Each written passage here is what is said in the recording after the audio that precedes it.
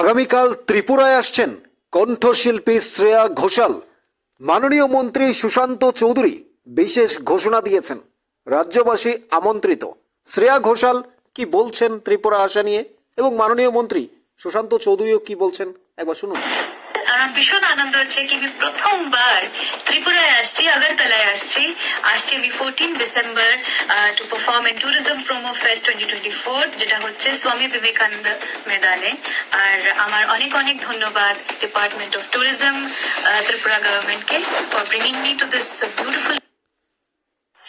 14 তারিখ আগরতলা রাস্তাবল ময়দানে প্রধান অনুষ্ঠান, এবং আমাদের পূর্ব ঘোষণা অনুযায়ী ভারতবর্ষের কিংবদন্তি সঙ্গীত শিল্পী শ্রেয়া ঘোষাল উপস্থিত থাকবেন।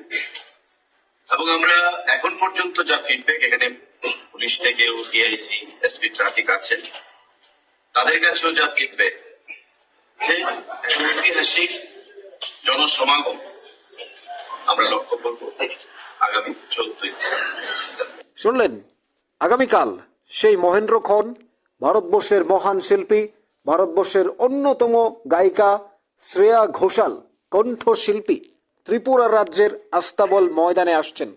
প্রত্যেকে এই অনুষ্ঠানে আমন্ত্রিত, এবং আমাদেরকে ভীষণভাবে আনন্দ দেবেন কণ্ঠশিল্পী শ্রেয়া ঘোষাল। আমাদেরকে আনন্দ দেওয়ার জন্য আগামীকাল আসছেন।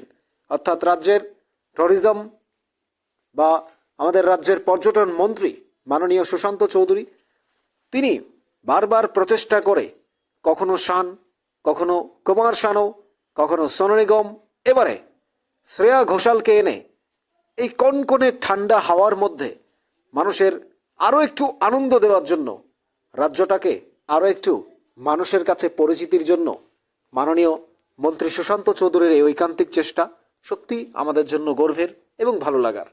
মাননীয় মন্ত্রী সুশান্ত চৌধুরীকে আমরা আন্তরিক ধন্যবাদ জানাই। এই ধরনের অনুষ্ঠানগুলো রাজ্যের সাংস্কৃতিক জগৎকে আরও একটু অনুপ্রাণিত করে, আরও একটু উৎসাহিত করে। আমাদের যারা শিল্পী রয়েছেন রাজ্যের, তারাও একবার দেখতে পেলে বা একবার দেখার জন্য মুখিয়ে থাকে। আর আমরা যারা রয়েছি, আমরা যারা এই শিল্পীর গান শুনে শুনে বড় হয়েছি, বা আমরা যারা তার ভক্ত রয়েছি, আমরা তো অবশ্যই মাঠে থাকব। আপনারাও নিশ্চয়ই আসবেন। মাননীয় মন্ত্রীর এই ঐকান্তিক চেষ্টাকে আমরা ধন্যবাদ জানাই। অর্থাৎ রাজ্য সরকারের পক্ষ থেকে এই উদ্যোগগুলো সত্যিই সাধুবাদ প্রাপ্য। আপনাদের কি মনে হয় জানাবেন নিউজ ত্রিপুরা 1 চ্যানেলের কমেন্টস বক্সে। কারা আসছেন আগামীকাল এই কণ্ঠশিল্পী শ্রেয়া ঘোষালকে দেখার জন্য, তার গান শোনার জন্য?